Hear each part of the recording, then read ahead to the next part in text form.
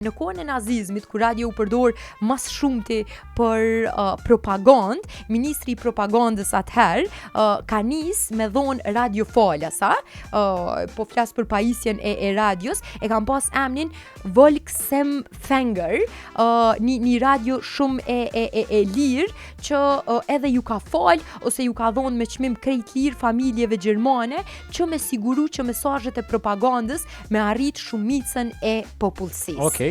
Nëse përkthejmë në shqip Volksempfänger, i bjen marsi i popullit, një radio e veçantë e prodhume në Gjermani.